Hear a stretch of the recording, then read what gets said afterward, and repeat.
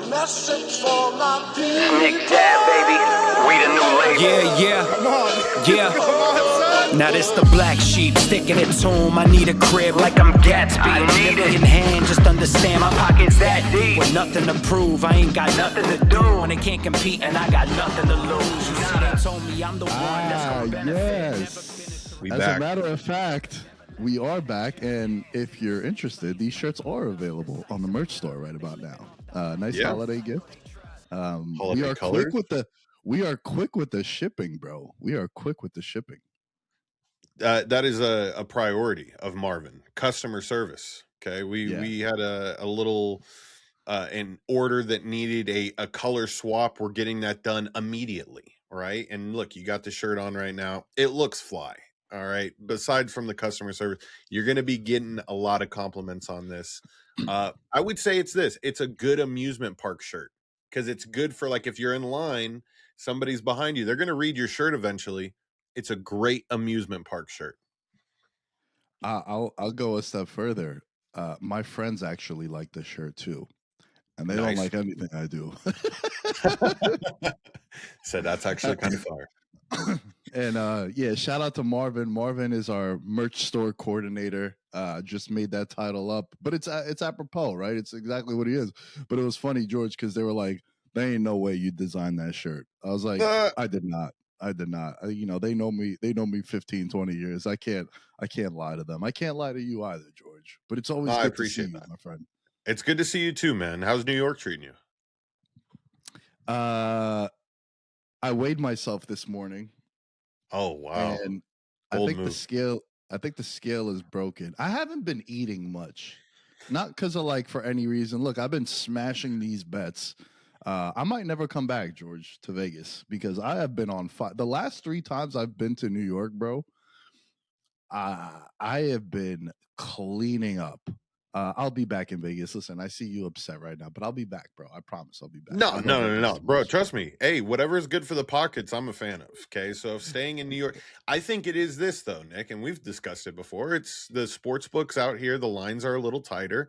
I don't know if you experience or if you feel like when you go out to New York, it's like you're taking the donut off the bat, so to speak. Okay. All right. It just feels great in the hands. You had a great warm-up routine on the on-deck circle of Las Vegas, and now you're in New York in the batter's box and you're fucking crushing it. I love the analogy. Absolutely love the analogy. I'll say this. New York, if you look at any betting metric, it is the betting capital of the planet. As far as like volume of money and bets, it's New York. I believe there's about 15 betting apps out here. And the one cool thing that New York does that Vegas don't do, they're doing a little bit better. I don't know if you've noticed it, but some of the books that are exclusive to Vegas, like a William Hill, for example, you don't have William Hill in New York. They'll throw you a profit boost, 20% on your parlay. Dude, in New York, you get this shit every day. Now, they limit you as far as like, so for example, my one friend who plays on DraftKings all the time, his profit boost, the max bet is up to $100. Mine is $10 because I don't play enough. Interesting. Yeah, so I don't. So they'll give you a profit boost, and it's like 25% profit boost. Which, by the way, ladies and gentlemen, I will always say this to you, and I'll always be honest. Unless George, we get an exclusive sports betting sponsor. Do you know what sports book you should be using? What sports book? All of them. Good answer. Every single one. You're not married to any of them. Now, if someone comes and they give us a blank check for $30 million, that's the only one we're using. But until then, it's very important to understand. And I've been doing this with my dad, right? My dad, big time DGen. Shout out to Big Tony. I'm like, yo, bro, you got to open up all your apps every day. He's like, why? I only like using this one. I'm like, no, dude. Because the difference between over time, right? Now, if you're betting one time a week, all right. But if you're putting out volume, the difference between minus 110 and minus 120 is significant. So, like, you got to be shopping the lines. And the analogy that I always use is like, look, it's the holidays, right?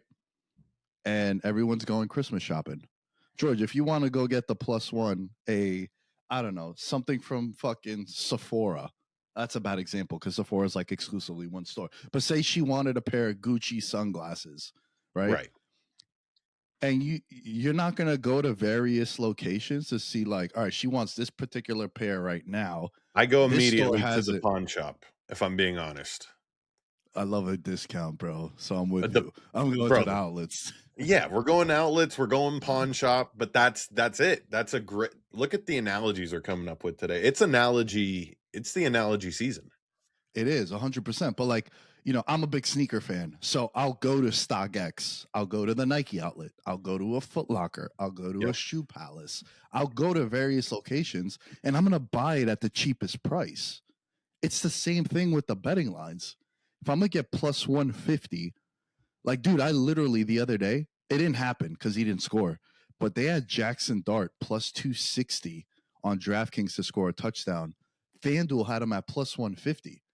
So I was telling my dad, I was like, yo, I got to log into DraftKings. I'm putting money. He's like, why are you putting money into DraftKings? You have money on FanDuel. I'm like, bro, it's a 90-cent difference. On a $100 wager, you're looking at a pair of sneakers is the difference in price as we're talking about shopping. So it's very important. Tap into all the books, take advantage of these boosts, and keep cashing in. Patreon.com/veterans minimum, $1 a month. That's all we're asking for. You know what, George? You know what I was thinking? Let me run this by you since you're a partner on the show now. I think if people become yearly Patreon members, like pledge for the whole year, whether the $1 or the $5 tier, I say we give them a discount off the merch. I think that's perfect. I think a year, that's a commitment. They're making a commitment to us. We make a commitment to them. We want them to look good, to represent the brand well, because in a way, you know, we can operate this a little bit like the Green Bay Packers.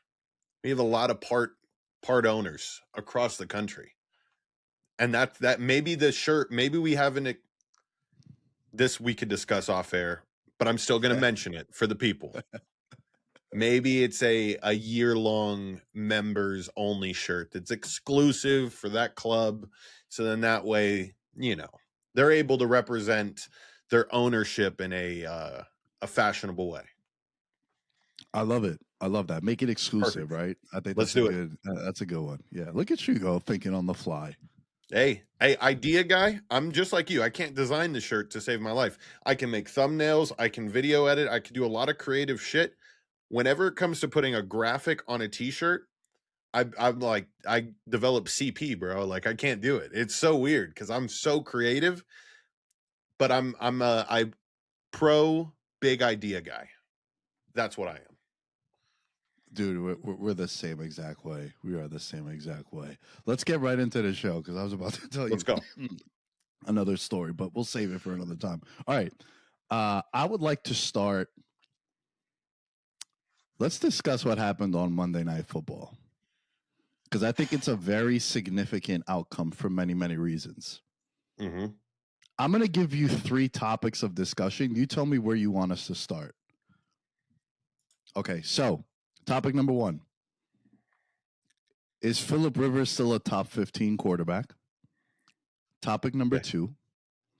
Kyle Shanahan for Coach of the Year, which sounds really fucking familiar if you guys listened to the last episode before they played this game. And then topic number 3. Are we sure the Niners aren't the team we should worry about in the NFC? The floor is yours. Where do you want to start? We'll touch on all 3 topics, but what do you think is the most enticing? Is Phillip Rivers still a top 15 quarterback in this league? That's where I want to start. Yeah. No, okay. So I think he is solely for this purpose. Between the ears, he is elite. There's nothing that a defense can throw in front of him that he isn't able to identify and switch into the correct play. Now, obviously, is his physical abilities what it used to be? Of course not. All right. Is the arm strength what it is? Of course not. But In the NFL, the NFL is a game of just tight windows, tight coverages. The fucking inches matter. Pause. He can still do it at an extremely high level, and I hope that a lot of teams take what he's doing right now and what a lot of older quarterbacks do.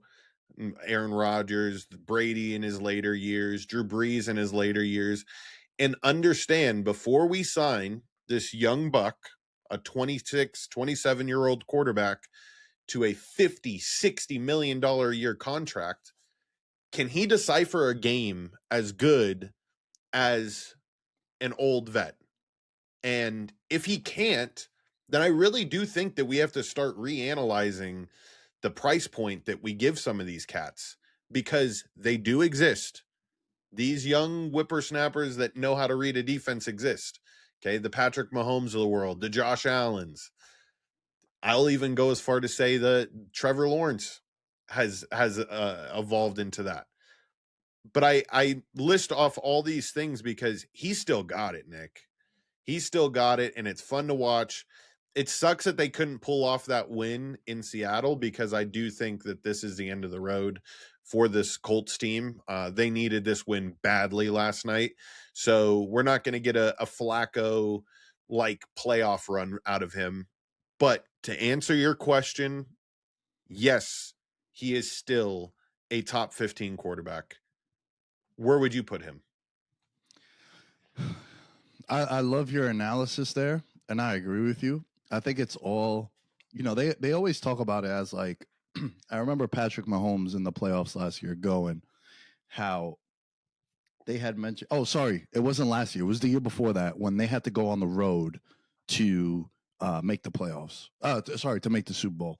And they ended up winning in Baltimore, and I believe they won in Buffalo as well on that playoff run. And he said something really profound that I always remember. And he's like, man, I'm 28 years old, but he's like, yo, I've seen everything at this point. I've been in 3 Super Bowls. I've won 2 Super Bowls. I've gotten my heart broken by Tom Brady twice. I've been to hostile environments. I've been trailing. Remember, dude, like the early Tyreek Hill Chiefs? It was an auto play anytime they fell down 2 touchdowns. Yep.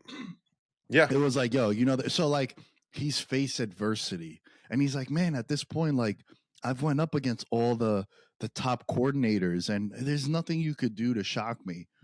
And I think that's the difference, right? And obviously experience plays into it. But to your point, dude, Phillip Rivers is like, Daniel Jones wasn't like, oh, this way.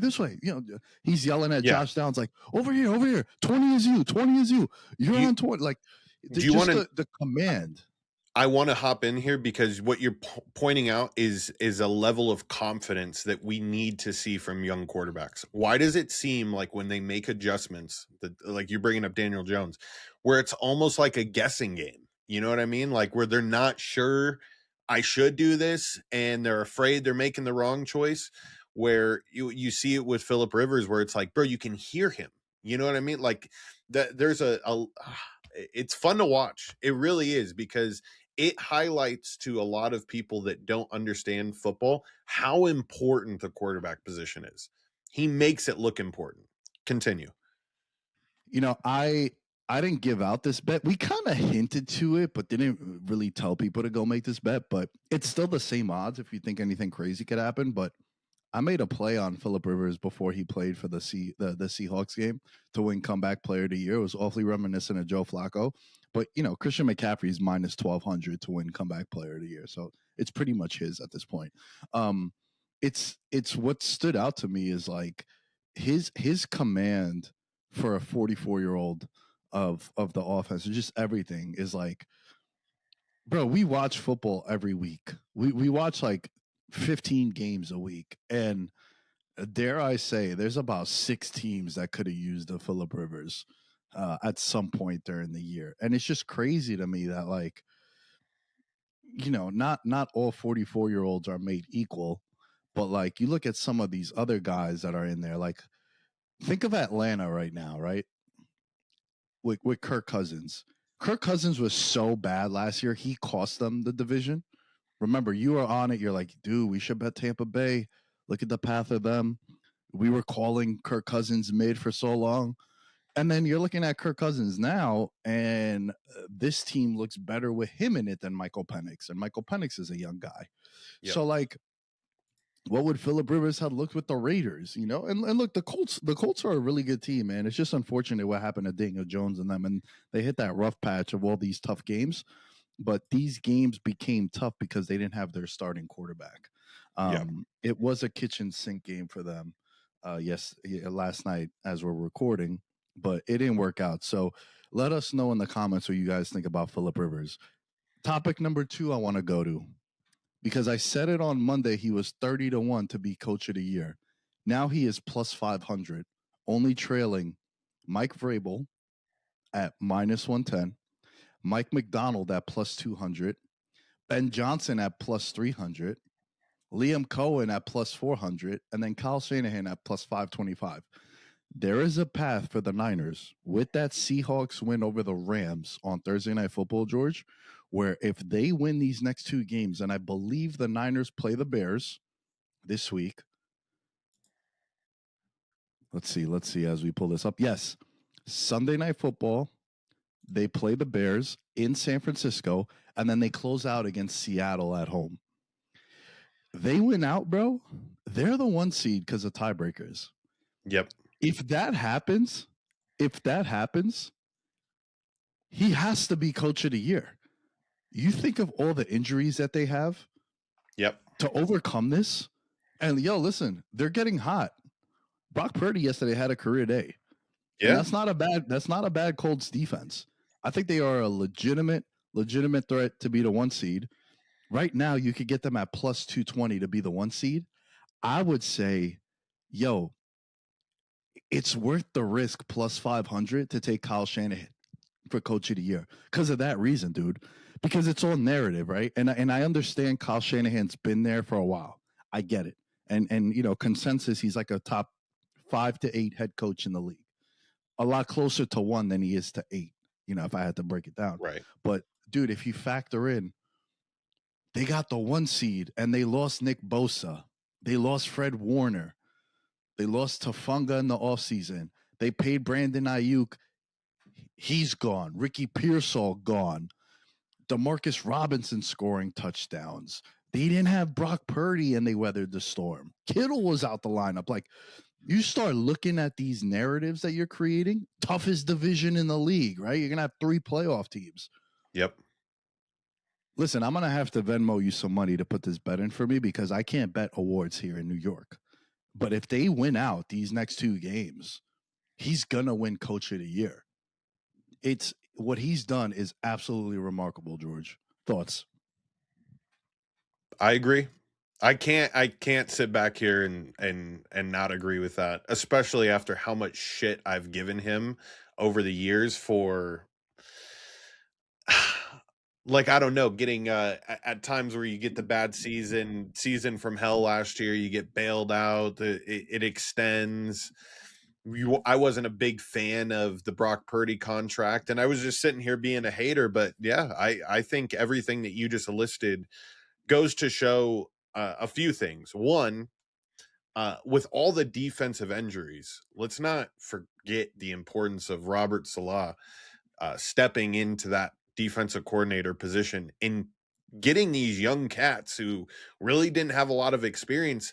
You're kind of grateful that some of these injuries happened when they did earlier in the year, because now it's not brand new to them. They're in month 2.5 of playing NFL football at an extremely high level, as we can see. And I would be very afraid. This is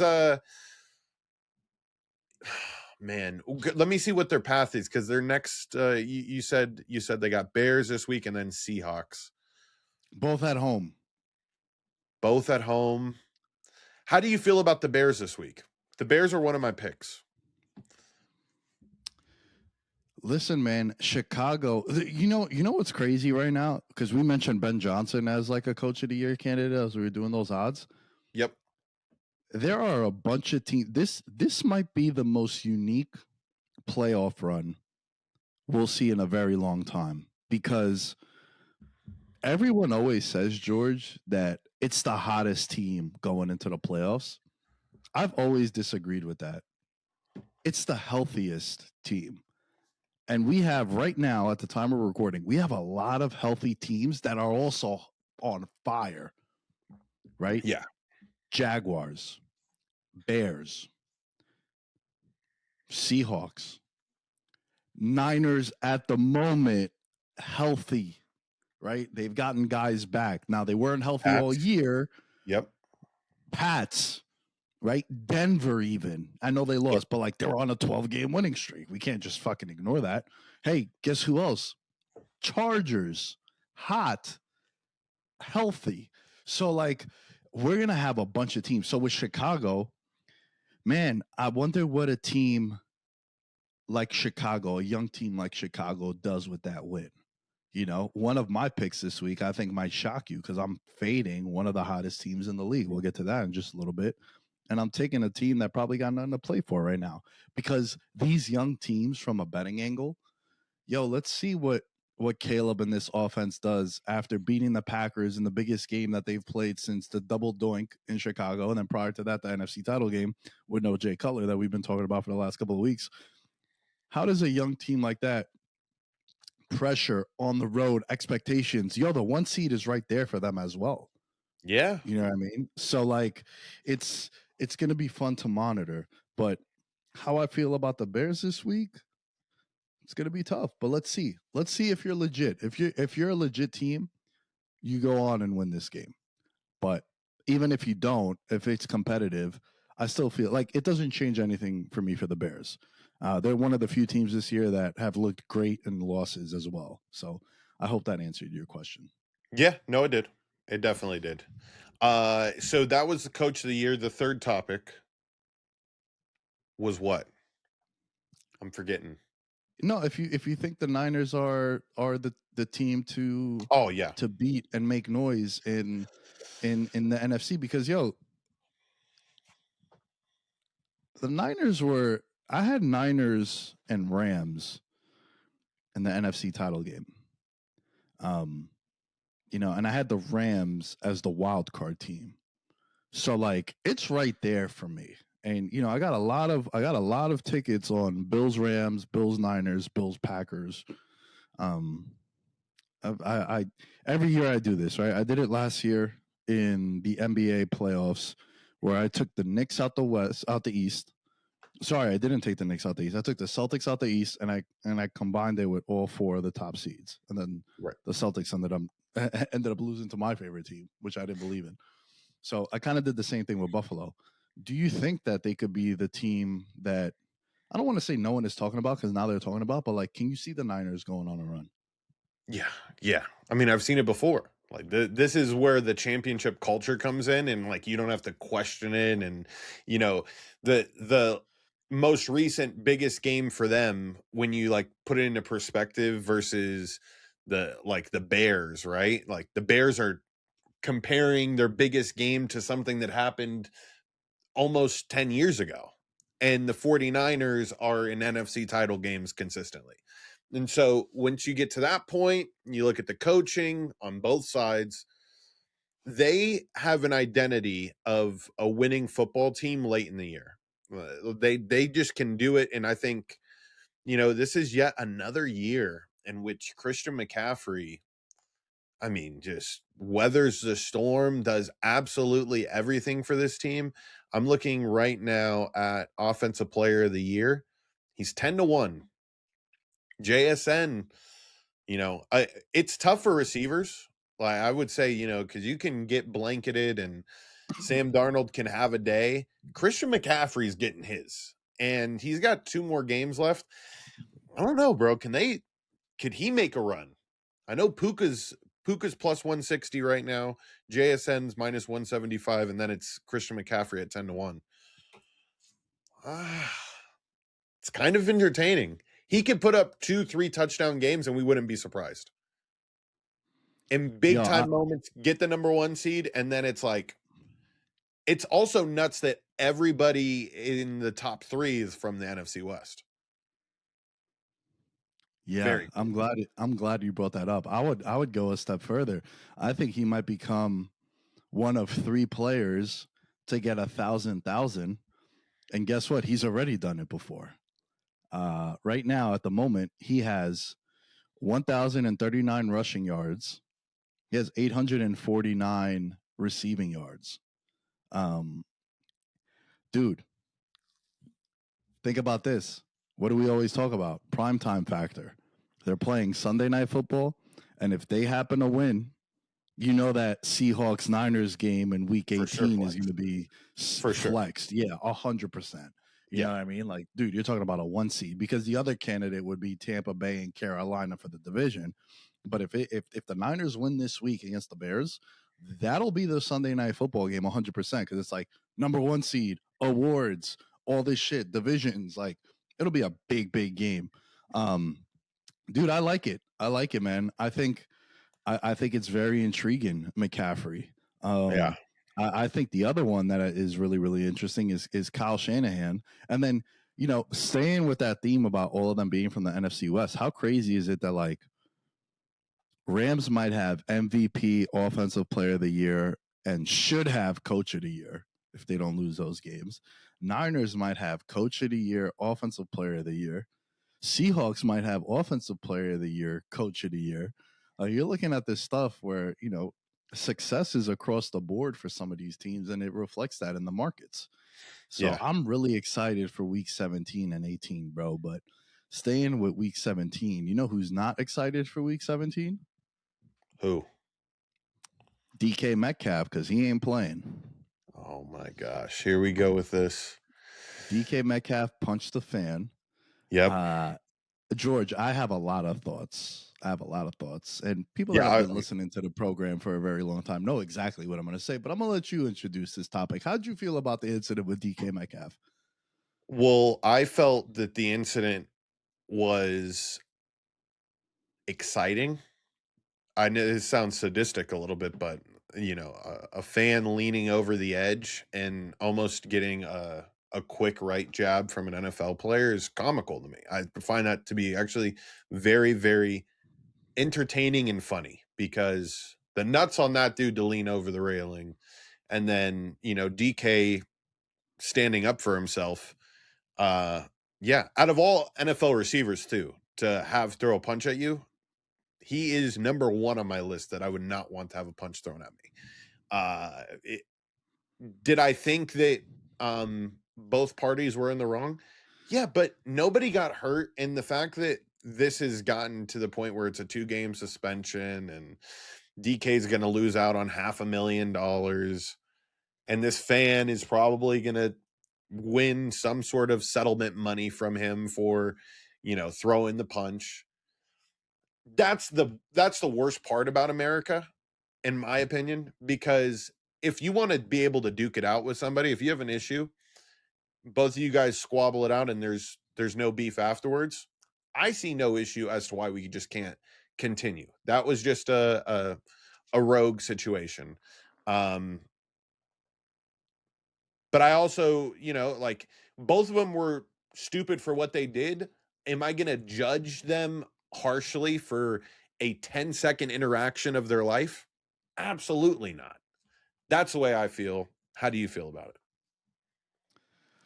I mean, first of all, to your point, you know how people are, bro. They fantasize about a celebrity or an athlete stepping to them and putting their hands on them so they could sue them. Yeah. So that's number 1. Number 2, how I feel about this. Hey, man, I'm not pro-violence, but I'm pro-consequences. You can't be talking, and listen, videos have leaked. DK Metcalf said he got called the one thing you should never, ever call someone black. Videos leaked. It wasn't really said like that, right? Here's the thing with me. What I mean by consequences is there's one way to police this, bro. That's why the Malice at the Palace is one of my favorite sporting events of all time. You cannot talk to people this way and tell them how they have to react to it. You can't do it.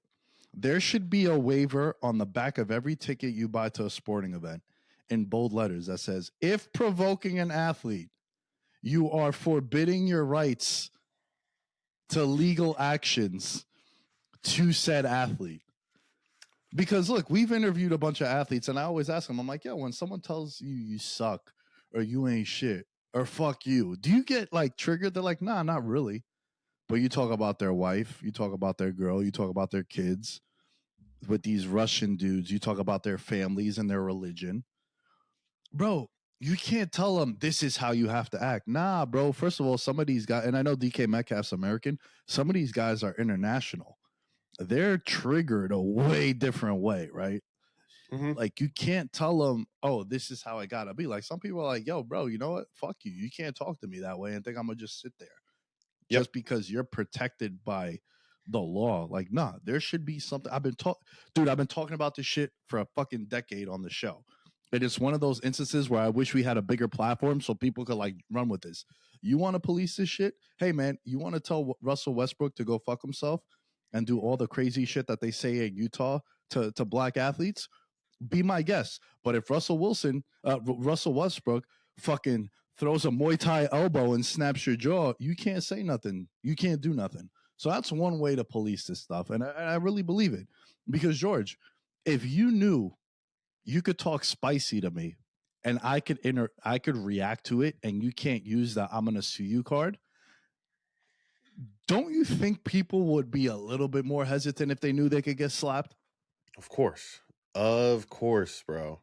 Do you know how many times I'm around people at the studio or just in life in general, and I'm like, yo, bro, the way y'all treat people and talk to people, I just know you've never been slapped. And I'm not coming off as a tough guy, but I face fucking battles every time I go and train. I'm avoiding being choked out and shit. You know what I'm saying? Like, I know what consequences are like. Mm-hmm. And the problem is a lot of people, they hide behind the fact that, like, you put your hands on me, I'll sue you. And it's like, man, if you knew you couldn't do that, you wouldn't talk that crazy to me because I could fucking maul you. Right. Yeah. So that's just how I feel about it with athletes and celebrities. Like, dude, what about the times when, like, you know, someone you see like a musician on stage and they get rushed by fans and they like attack them or they go to hug them and shit. I'm like, you know, if they put their hands on you, bro, like, bro, don't put your hands on me. Yeah. Yeah. You know what I'm saying? And that's, bro, I'm so with you. And I've been thinking about this analogy just because, like, it makes sense in terms of, like, if you were to think of the athletes that are on the field as animals and you were visiting the animals at the zoo, you would never put your fucking arms inside the cage. I love this. You would never reach inside and you'd say, oh, well, you know, let me try to pet the tiger. Okay. No, and that's the issue, right? So, like, you would say, you could say all you want. I have no issue with you jibber jabbering. I do have a little bit of issue when you get into the racial context of everything. You shouldn't go to that point. Okay. There's, you know, ChatGPT exists. Have ChatGPT write up more clever things to say than some of those slurs. You'll probably sound smarter too. Aside from that, but if you reach into the fucking cage and that tiger fucking douche, come on now. You want me to feel bad for you? But no, these are human beings and that human being should have known better. I'm sorry. I just sprinted 21 miles an hour on a slant and had another guy hit me at 21 miles an hour for your entertainment. My mind's not in the right place. So if I see an opportunity to disrespect somebody that's disrespecting me, oh, I'm taking it. And I'm excited to see the way that all this stuff rolls out too, because the Twitter internet sleuths, I'm not going to buy into anything I've seen so far because I haven't done deep enough research. But if it is true that this guy is a repeat offender, he's been kicked out of multiple events. He followed DK from Seattle. He was you know, fucking chirping him at the Seattle games back when he was playing for the Seahawks, and then he moves over here and he's doing that. Like, this is a dude that deserves to be publicly humiliated because that's equally not as cool. and you're an idiot because you stuck your hand in the tiger cage. But that's it. That's all I had to say on the subject. I fucking love the zoo animal analogy because, bro, that is, hey, man, there's a shark tank here. Don't fucking put your foot in there and then be shocked that the shark, the fucking great white destroyed your leg. Don't Facts. be confused. Yo, Facts. I love that. I love that. Yo, one thing though, on the DK Metcalf and Pittsburgh Steelers side, so he's suspended for 2 games, and there's something else crazier.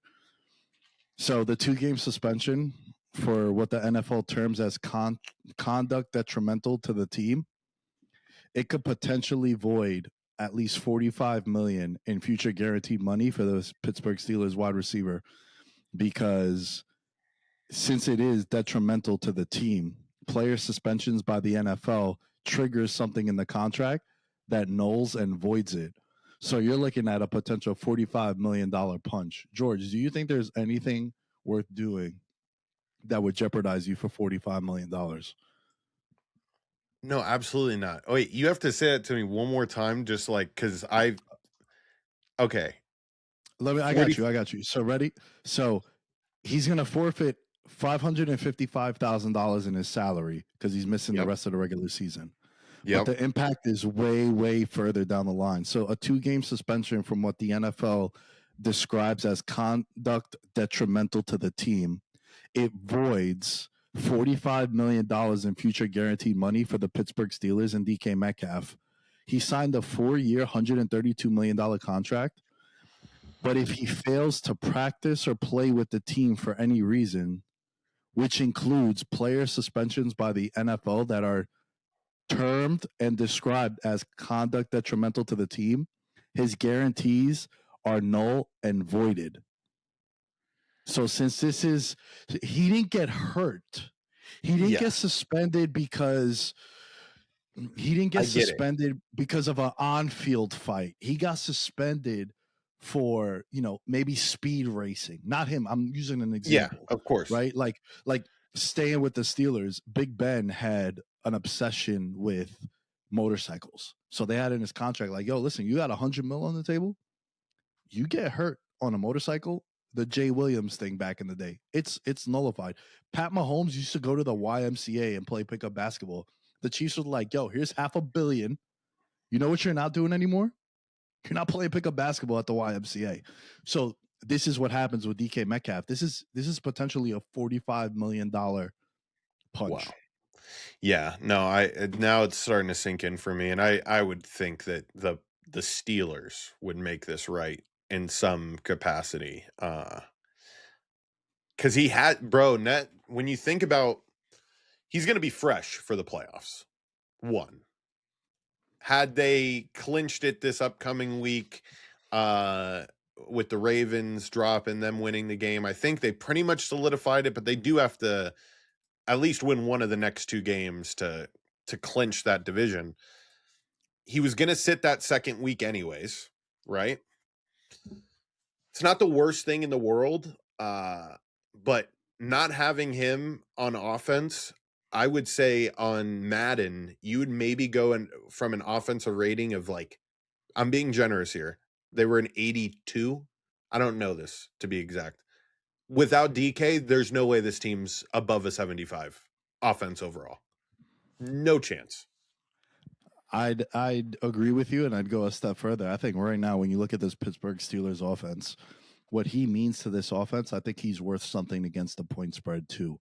Which not a lot of wide receivers you can say that about. But, like, look what's behind them. Adam Thielen, Scotty Miller, Calvin Austin, the tight ends, Freiermuth and Washington. All right, they seem to have an identity now. Hey, Rodgers, you're going to be a game manager, and we're going to use Warren and Gainwell out the backfield as pass catchers and running the football.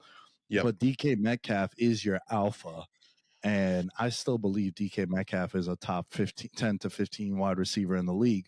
So you take him out this offense, they become, like, they're already a pretty stagnant offense. You take him away, it's like, yo, bro, crazy, man. Let's put 8 guys in the box and hope one of these fucking random guys could beat us. So bad. To your point, he's really, really valuable to this. But Let us know in the comments what you guys think about this, man. You know, this is a potential $45 million punch by DK Metcalf. Yeah. Crazy. Yeah. And I am seeing here that a source confirmed that Metcalf had previously reported Kennedy to Seattle team security during past games in Detroit 2022, 2023, and 2024 when Metcalf was with the Seahawks. By the way, Detroit, Malice at the Palace. It's kind of like maybe it's just something about the fan base. Whoa, that's true. I didn't even think about that. Yeah, bro. Yeah. It was actually Kennedy's dad that started Malice at the Palace. Oh man, I love that. Shout out to Meta World Peace. Shout out to the 718 and shout out to Queens. Spearheading the Malice at the Palace. You needed someone from Queens to put his foot down. You know what I'm saying? Oh my gosh, yeah. That's a good point. Hey, let's get into week 17. Let's do George, before we start, I want to do an update on our records. Yes. As of week 16, I am 41, 36, and 3 on the year. Anytime touchdown on Patreon is now up 24 units on the year. Ursulita for me is 6-9-1. In This Economy is 5-11. Becky, that beautiful, beautiful girl, 8-6-2. Toxic one, 11-5. Trust me, 11-5. George, what are you? As of week 16, I'm 38, 44-1. My Ursulita is 8-7. My In This Economy is 8-12. My Becky is 7-9. My Toxic one is 9-6-1. And my Trust Me is 6-10. 2 weeks to course correct here, Nick. I need 2 major weeks heading into this playoff stretch to compete with you. I at least want to pull a Mike Tomlin. Like, let me at least have a winning season, even if it's 9-8. I wanna just get that for the record's sake. But let's hop into this. George, before we get into week 17, shameful acts by the sports books before week 16, and I think it stays relevant with week 17. What once used to be a hidden gem and something that the sports betting community really capitalized on, the moment the sports books start promoting it, we're in trouble. And what I mean by that is a very misleading post by a lot of these sports books about incentives week 16. Hey, this guy to score a touchdown gets a $500,000 bonus. I'm sorry, it's not week 18. So very misleading. A lot of people betting on Hollywood Brown to score a touchdown for a $500,000 incentive, or this guy to get 162 yards for a $500,000. It's like, bro, we still have week 17 and 18. So Yeah. shameful acts. I think it's very important, though. I'm going to use an example right now, right? A team like the Denver Broncos, or a team that has clinched their seeding. Maybe a team like Pittsburgh, right? If Pittsburgh wins this week, they could potentially rest guys in week 18, especially with the Rams losing. So maybe for teams that have clinched their position, like no matter what, you're the 5 seed. Well, maybe this week you could treat it like a week 18 for some of those incentives. And again, I'm just hypothetically speaking here. Imagine if Pat Fryermuth needed one more touchdown for $500,000. I would maybe weigh that more for week 17 as opposed to someone that might play like a Hollywood Brown. He might play week 17 and 18. So just something to just consider. I think it's really important to monitor that because, again, the sports books are like, oh, incentive week. It's not really incentive week. So just be careful throwing your money out these next 2 weeks. That's a good disclaimer. And I mean, over time, Nick, I'm relatively new in the sense of betting props. So I guess for the past 3 years, I've paid attention to the incentive week. But I would imagine the lines were way more favorable 4 or 5 years ago than it is the shit that we're getting now. Because, I mean, it's really tough. I mean, like, how can I confidently put money down on any prop aside from like a Derrick Henry anytime touchdown that's minus 150. I'm not doing that for a receiver who needs a certain amount of yards. Like I can't be laying that type of juice. So Bro, was it? Oh yeah, without a doubt. Like I would say, like, you know, maybe 4 or 5 years ago, a guy that gets $1 million bonus on if he gets 7 catches in the last game, maybe you could ladder the 7 catches and get like plus 300. Shit, now what they'll do is they'll set his over under at like 6.5 catches and make it minus 140.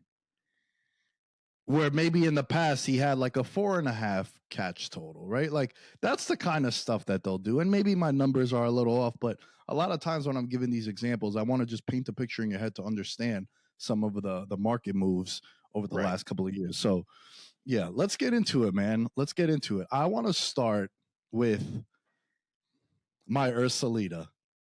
Let's go. Listen, bro. I gotta play this game. And it's gross and it's ugly, but I gotta play this. How the fuck are the Raiders and Giants a pick 'em? I mean, I think it's for the ability to have that number 1 seed is tempting for both of these teams. And that's the reason why you're going to get a pick 'em type atmosphere. Even though it should be Giants minus 2.5, minus 3.5. I gotta play the Raiders here. Oh my God.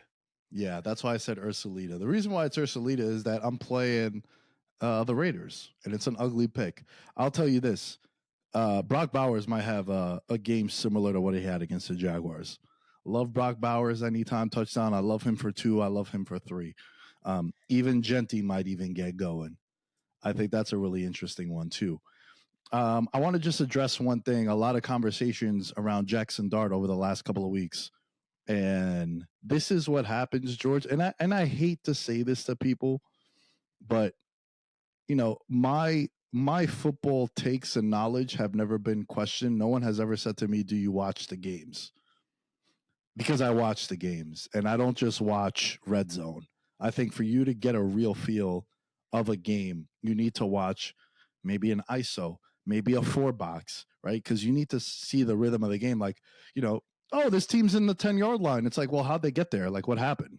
You know, like that's very important. And I say all that because there's a conversation around Jackson Dart over the last couple of weeks because he had one of the worst outings any quarterback had all year. They completely, not 1, not 2, not 3, not 4 condoms. They've put the entire box of condoms on Jackson Dart. They're protecting him. They're not letting him run around. What makes him great is the running around and the improv when he leaves the pocket. Personally, I love that they've done this. Listen, bro, we've seen what we've needed to see. I think it's a ridiculous conversation to have that the Giants should trade the number 1 pick. Sorry, not trade the number 1 pick. Trade Jackson Dart away for a team to get they get Fernando Mendoza. Like, listen, bro, I don't know much about Fernando Mendoza. I know he won the Heisman, and I know Indiana's one of the top 2 favorites to win the national championship. But like, I've seen Heisman winners and can't miss prospects suck at the next level. I've seen Jackson Dart go into Denver, light them up. I've seen him against top defenses play well. I see this with JV wide receivers, guys that are not going to be on the team next year. I talk about this shit all the time. I think what the Giants have done, they're like, hey, bro, listen. Let's put the entire box of condoms on you. Don't run around. Don't do none of this shit.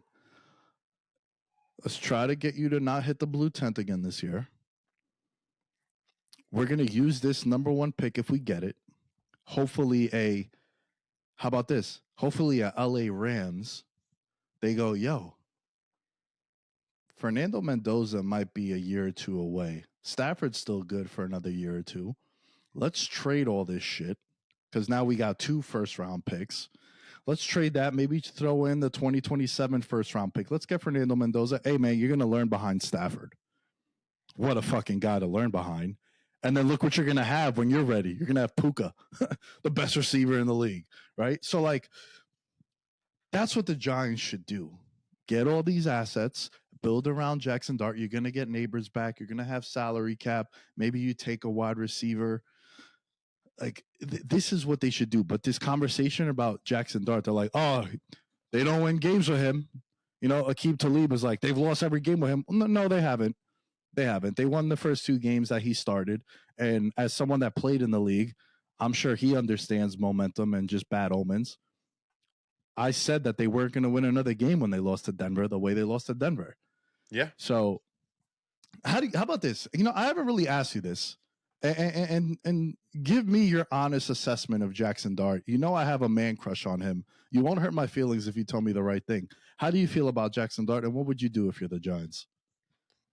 I feel like Jackson Dart on his upside and is a Jalen Hurts in the playoffs, where makes a lot of right decisions, has the ability to scamper when he needs to. The running portion of his game is very much a threat. However, the offense, it's either RPO or it's deep shot. That's the way that I feel when I watch the Giants. And it's that intermediary type of offense that I maybe just have not watched enough of him, but I know he loves the movement. He loves rollouts. He loves the comfortability of extending plays, which I see that a lot in Jalen Hurts too. And so I think he's solid enough to make this team a contender. There are pieces of his game, though, that make me question whether or not he's always making the right winning decision. I think he's always making the right decision for himself, but sometimes the right decision for himself isn't always a winning decision for the team. And he'll learn that. It's also just, it's tough for me to see some of these collapses that they have had and not think that there is a portion of him that there's that winning formula that he's yet to figure out. And I think that winning formula can be 100% attributed to the coaching.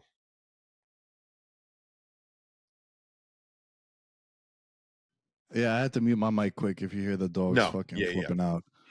No, I agree with you. You know, and a lot of people are having the conversation about Brian Daboll being fired as well, and how he's looked different. I think he's looked different not because of Brian Daboll being fired. I think they understand that this guy has had 10 concussion protocols. They don't want him running around getting hit for dumbass reasons. And I think they put even more condoms on him after he took that hit against the Patriots on Monday Night Football.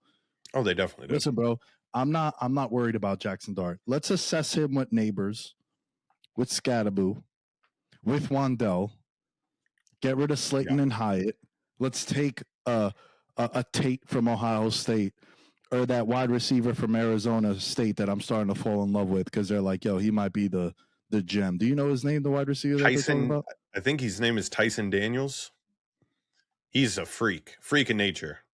Yeah, they're like, yo, bro, there's a lot of like, and the other thing that I've been reading about this draft, because, you know, like I want the Giants to take a wide receiver or sign a big name wide receiver in the offseason. They're talking about how this wide receiver class is like, the depth of this class is insane. Like, you might get a 4th round wide receiver that should have been a number 1 pick. Like, you know, it's one of those kind of classes. But yeah, we went on a crazy tangent. Jordan Tyson. We went on a crazy tangent. I'm taking the Raiders at a pick 'em right now. And again, we're recording this Tuesday morning. The line might change. I think the Raiders win this game outright. And you know, it's a nice hedge off wanting the Giants to lose. I think Raiders for me, Ursulita. I'm going to stay in the AFC West here for my Ursulita. Give me what I would consider just the most decimated version of the Kansas City Chiefs with 13.5 points versus the Broncos this week. The reason why I like this is because when you have nothing to play for, and you're playing on Christmas and you are at home, there is a bit of like energy that you get from, seeing your kids open up the gifts. You're not necessarily on the road and having to change up all your holiday plans. Your vacation's already booked. Everybody's happy at home. This is the perfect recipe to not upset the Broncos, but to put on a competitive showing, in the sense that, you guys lost to the Titans last week. Chiefs Kingdom is in absolute disarray. The Broncos, coming off the first loss in 11 games, I think that there's something that's a little shaken about them. You lose a big game at home. Everybody's saying that, oh my gosh, I'm not sure if they have it. Now you're going into Chiefs Kingdom, and if you don't blow out the Chiefs, if they don't win this game by 21 points, they were one of the two teams that I said, I'm going to bet again. I'm going to make a lot of money betting against you in the playoffs. The Bears, I've somewhat changed my mind on, but the Broncos, if they don't crush the Chiefs this week, there's trouble in paradise, a brewing. My Ursulita is the Chiefs plus 13.5, defending home turf, giving us excitement on Christmas too. This is the last game of the day, and I do hope that we can at least get a 10-point game in the fourth quarter. That's all I'm hoping for. Yeah, I like that. I like that. My only hesitation is that the Broncos lost last week. So I wonder if they come back pissed off and hungry, because, there's a lot for them to play for. And look, to your point, it's in division, Christmas night. I'm not going to feel bad for a gazillion-dollar company like Amazon, but they have the rights to this game, and they were probably thinking AFC West MVP on the line, and now you get, I don't even know, Okalakun. Like what's this quarterback's name? Hey, you're about to get put on notice, okay? Chris Oladukin. Like, hey bro, you want to become a legend? Cover this 13.5 for the boy. Like, that's how you become an icon. Full week of preparation, mind you. Full week. Yeah. Minshew got a lot of the starting reps last week. Yeah. Yeah, let's see. Look, this is going to I was on the Titans to win that game last week. I think we had mentioned it, as far as like, yo, listen, bro, your season just ended. You saw it happen to the Cowboys too. They got the news Saturday night that they weren't going to be in the playoffs. They lose at home to the LA Chargers last week. So I think it's something to monitor. That first loss, that first game after your season has officially ended, you have no playoffs. I would lean towards that. So yeah, look, I mean, I'm definitely not taking the Broncos minus 13.5. I think this is a good Ursulita pick on your end. I do want to mention one thing as we segue into one of my picks that I really, really like. I would be very, very careful with this Tampa Bay game. Tampa Bay is getting 70% of the tickets going up against the Miami Dolphins. And I know the Miami Dolphins just got smoked by the Bengals. Look, man, I got to take an L. I like taking a victory lap on my good takes. I got to take an L on Mike Daniels. I think they're still playing for him, man. They were 1-5, 1-6. I was cashing my under ticket. And it finally hit. I didn't think it would take 16 weeks to get there, but it looks so bad with Ewers. Who knows if they go to Zach Wilson, maybe try to experiment that. But Tampa Bay is just sliding, bro. They are on, they were 6-2 to start the year, and I believe they're 1-6 since, if I remember correctly, seeing that graphic. Yep. And I think for Tampa Bay, it's just going to come down to the following week where they host the Carolina Panthers. Yep. And for me, it's going to come down to that. I think this is a classic look-ahead spot for the Tampa Bay Bucks. Hey, man, Just make sure no one gets hurt. Let's just get to week 18. We're hosting essentially a playoff game against Carolina. For me, this was a borderline Ursulita, but I'm going to make this my toxic one with the Tampa Bay Bucks. -5.5 against Miami. I think this is a classic look ahead. I think this is a 3-point game either direction. And Tampa Bay is just like, yo, let's just get to Tampa next week. We don't got to travel too far from Miami to Tampa. Yep. Right. But let's just make sure we don't lose anyone else because they've been eviscerated by injuries. Yeah. Give me the Bucks -5.5 as my toxic one, which essentially means dog or pass. Take the Dolphins. Yeah. It's my Becky. It's my Becky you're talking about. Okay. It's my Becky you're talking about. I witnessed with my own 2 eyes when I bet on the fucking Dolphins last week, a team that quit on defense. And as you were saying everything that you were saying, I was thinking, okay, was this Jamar Chase? Jamar Chase was just catching everything. Your entire game plan was to stop him. And before halftime, he had like 6 receptions for 70 yards. And you're like, all right, well, fuck it. Okay, we're done. We quit. Chase Brown going off in that game versus the Dolphins last week is why I love this, because the one thing that the Buccaneers have done in that 1-6 stretch for the last 7 games, they have committed to, we're going to run the ball at least 24 to 28 times a game. And they have not 1, not 2, but 3 running backs that they are cycling through this motherfucker. And they're trying to just develop an identity that could shock somebody in the playoffs. I think that since this is the Battle of Florida, or one of the battles of Florida, you're going to get a team that's trying to make a statement here. And Baker, I mean, you can't give this guy too much credit or he crumbles. People aren't giving him credit. The books are giving him somewhat credit here. -5.5 is a lot of fucking points.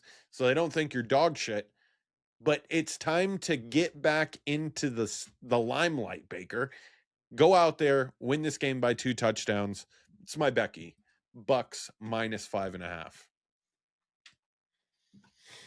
All right, a little conflicting. I like it.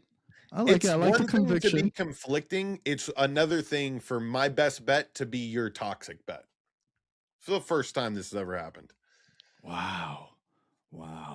Listen, I'll be honest with you, bro. I monitor the ones that we go head to head on. And I like it. You know, we shouldn't always agree on things. I think it makes the show what the show is. Agreed. So yeah, let's see that one. Let's see that one. You know, selfishly, I hope I'm right because I think it makes week 18 a lot more interesting, which segues into one of my picks. Trust me. Oh my. Hey, bro. Carolina's a 7-point underdog at home against Seattle. This potentially, George, could be the Saturday wild card round first game on the slate. Panthers hosting the Seahawks. Potentially. I got to play this. Panthers +7. Sam Darnold on the road in a revenge game. Let's not forget, he was at Carolina for a little bit. Yep. But it's the number here, bro. It's the number here. And if you look at the betting splits, one thing that really jumped out to me is that more money is coming in on the Panthers. About 53% of the tickets, 55% of the tickets coming in on the Panthers as well. But this is just something that, like, the open on this line was -1.5. And then this was prior to the results of week 16. Now they're 7-point favorites on the road. Look, Carolina has slayed Goliath. Carolina against good teams, I like them. When Carolina plays the Giants and the Jets, that's where I'm like, be careful. It makes no sense. So give me, as my trust me, hey, 11-5 on the year. I'm backing the Carolina Panthers +7 in week 17. Interesting. That line jumped out to me too, because you're bucking the trend of how good Seattle's been on the road for the past year and a half. And to be honest, It was a hell of a run. If you look at some of the teams they were beating, though, I mean, they weren't necessarily all world beaters. Okay. They were going in there and they were kicking the shit out of really bad teams at their environment. Now, this is a Carolina Panthers team that I am I've not been able to figure out. I am anti-Panther, but they did have the greatest viral song of the football season. Last year was the Colts kid. This year is the what would you do if you had 150,000? I know you've heard that song. I have, yeah, I have. I think I will sent say it to you. that, yeah, we're a borderline Panther podcast if they win this NFC South. We said plus 700 about a month ago. You know, I was on them when they beat the Rams. Yep. I had said it plus 500 and 14.5 point underdogs. And yeah, like I just think Carolina is a good spot. Dare I say sprinkle the money line plus 280. That's your so. trust me. That's my trust me. Yeah, Carolina plus 7. Is My this one of trust. the ugliest trust me's I've had this year? Oh, for sure. Yeah, you're laying that record out on the line. But I'm not gonna buck it. Okay, maybe I got to follow the trend of you on trust me's being legit. Okay, that's just I'm letting my own bias play into this. Can I give you a 2026 future? Go. You know I'm the McMillan, the T-Mac whisperer, right? Of course. We're betting him to lead the league in yards next year because he gets fucking peppered with targets, bro. Bryce Young is like, where the fuck is number 4? He's minus 300 to win Offensive Player of the Year. Offensive Rookie of the Year. Rookie of the Year. Yeah. Yeah. I just think they're going to be like, yo, bro, pepper him with targets. So just something to keep in mind as the T-Mac whisperer. Shout out to T-Mac and the Carolina Panthers. Go ahead. Your trust me. My trust me for this week is a total. And to remind you, we're recording this on Tuesday. So if Lamar Jackson and Jordan Love do not play in this game, you're expecting a matchup between Tyler Huntley and Malik Willis in a game in which these two quarterbacks are combined 12-3 to the under in games with totals below 44 in their career. The total is at 40.5 right now. If we get Huntley versus Willis, I feel this is a lock. Under 40.5 in the Ravens-Packers Saturday night. Oh, it's a Saturday night football game. 8 p.m. Eastern. So we're going to get a good little low-scoring affair there to end off the Saturday slate. If it is Lamar Jackson and Jordan Love somehow in this game, I still think that if you're Green Bay, you got to put bubble wrap on Jordan Love till we get to the playoffs. And Lamar Jackson, he started to kick it up a notch and the way that he's able to extend plays, but it's amazing when you go through a significant injury and your number one attribute is quick twitchiness and just explosive speed and in little small environments. Like, he is rather pedestrian when I see him escape the pocket. It used to be defenders weren't able to track his near side hip. They were missing angles all the time. And now it is getting wrapped up by the ankles, not being able to, explode and make big plays. I say all this to go in favor of this just being a sloppy, cold, wintry night in which field goals are going to be at a premium. Under 40.5 in the Baltimore at Green Bay game is my trust me. I like the total. I like the under there. I think you bring up a really compelling point that I think we'll have a deeper conversation in the offseason. But, Lamar Jackson is 28 years old, and his style of quarterback, it's one of those things, like his style of quarterback, George, dare I say Jackson Dart style of quarterback, the Kyler Murrays, Cam Newtons. It's so exciting, but like the shelf life reminds me of an explosive point guard. We love John Morant, we love John Wall, Russell Westbrook, but it's like, yo, when your athleticism is your number one attribute, And look, I'm not calling him a running back. He's a hell of a quarterback, right? He was on the Mount Rushmore the last 6 years of the best quarterbacks in the league. He was one of the 4 faces you would put up there. But I'm saying that style of quarterback, you get a lot of wear and tear on you where eventually it's like, yo, you're getting caught by the ankle where you weren't. So that becomes a 2-yard gain as opposed to a 25-yard gain. And now it's not 1st and 10, it's 2nd and 8. Yeah. I just think it's something to monitor, and we'll have a deeper conversation. Like Jalen Hurts, he changed his whole style up. He was never really a runner like a Lamar, but he could run. And it's like, yo, this is why Drake May had to change his style. Like he runs, but now he slides. Yeah. Right? Dude, I'd even say this. Yo, ready for this? I don't know if this is a hot take. How much longer could Josh Allen do this at the highest level? Like, bro, he's getting the shit kicked out of him too. And he's another guy like Jackson Dart, although he's bigger than him and taller than him. It's like, yo, that wear and tear is going to catch up to you. He's scored the most touchdowns of any quarterback ever. It's like, yo, eventually that drop off is going to be substantial. So that's what I would like to say about Lamar Jackson. Yeah. I think as long as Josh just keeps on pumping iron and working out his lower half, he'll be able to stay very healthy. Yeah. Like that's the difference. You look at Jalen Hurts, you look at a person like Josh Allen, and then I want you to compare just Pat Mahomes and Lamar Jackson. And this is purely physical and just looking at their frame. There's a huge difference. Patrick Mahomes this year looked fat.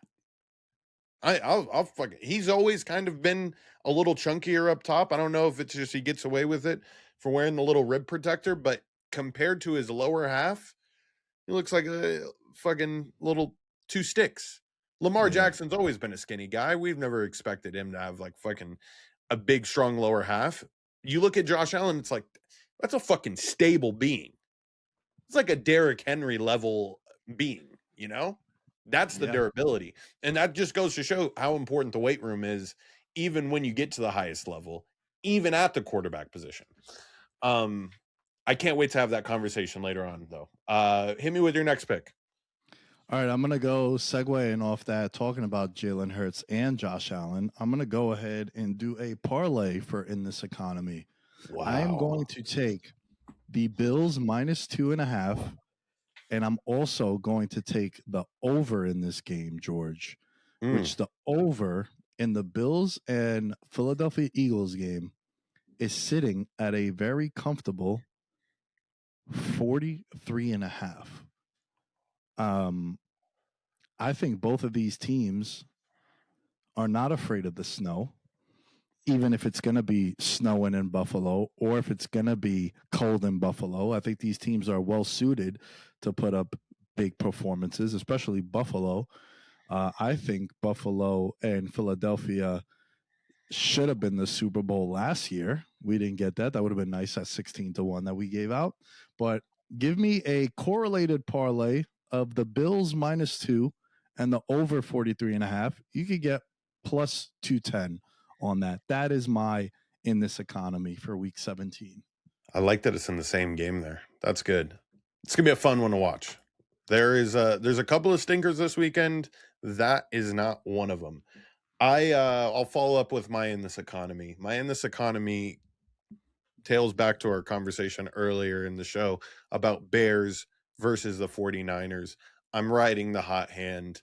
I'm riding the team that has crazy citywide momentum behind them in a battle to stay in contention for the number 1 seed.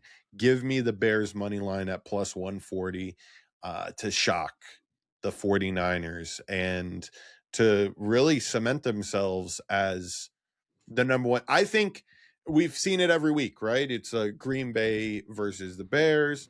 We see it with the Seahawks versus the Rams. And now we get to see the Bears going into the NFC West and trying to reign supreme here. The Bears and the Rams haven't played this year, have they? They have not, no. Yeah. So this is the Bears' chance to wreak havoc on what people are considering the best team in the NFC West. Give me the Bears money line plus 140 for my In This Economy. All right, George, my last pick for Becky, that sweet, sweet, beautiful creature you. Give me, ready for this? Remember how earlier in the show we were talking about these young teams coming off monster wins? Let's see how they react. Here come the Jacksonville Jaguars going into Indianapolis as 7-point road favorites. A team that, how about this, is 3-18 against the spread is the Colts in their last 21 games against the Jacksonville Jaguars. Here comes a letdown spot. Give me the Indianapolis Colts not only to cover, give me plus 245 on the money line. Old man Rivers, pull the clock back to 2018 one last time for the Gipper. Look, I think this is a great matchup for Tyler Warren. Jaguars have been getting smoked by the tight end position all year. He's plus 240 to score a touchdown this week. I love the Colts to have any hope at the playoffs. I think they keep this competitive. Hey, that game was competitive against the Niners until the fourth quarter where it got a little bit out of hand. But yeah, this is more proof to me that you're legit, Jacksonville, which I think you are, but coming off such a monumental, dare I say, biggest regular season win of your franchise's history, all things considered. Let's see how you react. I think this is a classic letdown spot. It's in division, 7-point road favorite. Give me the Colts plus 7 and the Colts on the money line plus 245. Let me segue into my anytime touchdown. It starts with Tyler Warren. It continues with Trey McBride. And it ends with Brock Bowers. Wow. 20-1. 20-1. McBride last week absolutely eviscerated every fantasy team that he's on. This is fantasy championship week. If all of you that made it, congratulations. Give me McBride. Give me Bowers. Give me Tyler Warren. All to score touchdowns, 20-1. The tight end special. I love this. It seemed like last week the tight ends had a crazy run. I was starting to do the math in my head. I was like, there was at least 6 of them that scored that I was like, fuck. God damn it. How do I not think about these guys? But I am thinking later on in the year, and I love that 20-1. Amazing. I have a 157-1 anytime touchdown parlay that I'm going to give you after I tell you my toxic one. I didn't tell you my toxic one yet. I'll keep this brief because we already kind of discussed it with the Steelers. The Steelers is 3.5-point favorites going into Cleveland. Be very careful. I think that they win outright. I think that they win by 1, 2, or 3. I think that Shadur Sanders has proven himself to be a quarterback that can keep things close. Like he's not bad. I've watched a good deal of his tape too, and I honestly am looking forward to seeing what he can do with that team and the young core they have around him. Myles Garrett in the game where he needs the sack to break the record came very close last week. I think Rodgers is the perfect quarterback to be able to corral in the pocket and get that final sack to break the record. I think this game is very close. That's my toxic one, is the Steelers minus 3.5. My anytime touchdown parlay. One of the Arkansas boys from last year, Tesla, has been going crazy. He gets more receptions or targets in the red zone than people that have been in the league for 4 or 5 years. He's that reliable of a target. He's at plus 400 this week. I liked the whole Arkansas connection, so I went with another Arkansas receiver from a few years back. Treylon Burks is at plus 475 to score anytime for the Commanders. He's been starting to see a few more targets his way ever since he had that miraculous one-handed catch. I think it was against the Eagles on Sunday Night Football 3 weeks back, right? He's starting to get some more love. Who do they have at quarterback? I don't care, but give me Treylon Burks, Isaac Tesla, and then in that final game of the Christmas slate, this is a Christmas anytime touchdown miracle. Give me Marvin Mims versus the Kansas City Chiefs to score. Marvin Mims, a person that has been, he's like the, I would say, third best receiver on that team. I'm picking the third best receiver on all these teams to score in a Christmas miracle, some could call. 157-1. That's my anytime touchdown. You know what else is dope about Mims?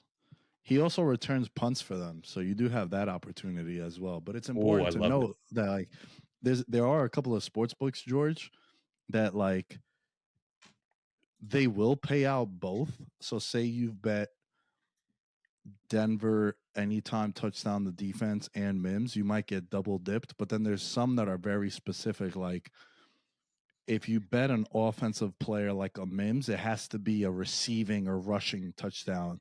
So, like, you know, they always have a couple loopholes. It's just important to, like, monitor all of those. I'm going to run through my picks. He scored one touchdown all year. I just had to go back and check this. One touchdown. And that was week 2. Tell me he's not due for one. Tell me he's not due. He might be. Come on. He might be. I'm in. You know, I'm always betting these anytime touchdowns. It's crazy because I was telling my friends, I was like, yo, I've only hit one anytime touchdown, which was like a Patreon exclusive, the Lawrence and Mahomes like week 5 Monday Night Football game. But I was like, yo, I haven't hit an anytime touchdown, but I'm up like 24, 25 units. It's just crazy like how that works. You know, give me that over anything. Even though one of these would, you know, cement us for the year. Last thing I want to say is my picks once more for everyone. Ursulita is Raiders pick'em. In this economy is Bills -2.5 and the over 43.5. Becky is Colts +7 with a sprinkle of the money line at +245. Toxic one is the Bucks -5.5 on the road against Miami. And trust me, the Carolina Panthers +7 with the money line +280. My anytime touchdown is Warren, Bowers, and McBride at 20-1. George, take us home.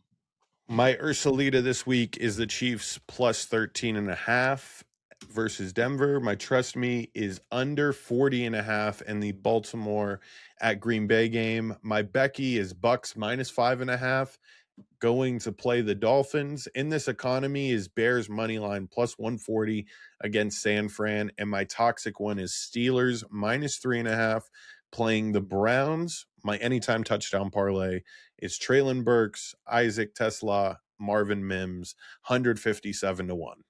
Merry Christmas. Merry Christmas, everybody. Thank you all greatly for the support with the merch store, for the support with the show. Rate, review, subscribe on the Your Welcome Network. Follow us on Apple. Subscribe to us on Apple. Follow us on all social media outlets at Veterans Minimum. Listen to us on Spotify. Follow the show. Don't worry about following us. You find the show, you find us. Merry Christmas to all and have a good night. We'll catch you guys later. Peace. I'm a gold medalist, bronze like your medal is. So many deer in headlights, but it's bedtime. Hear that supper bell, main course, be the venison. Dab. Most dangerous game. Either kill or be killed.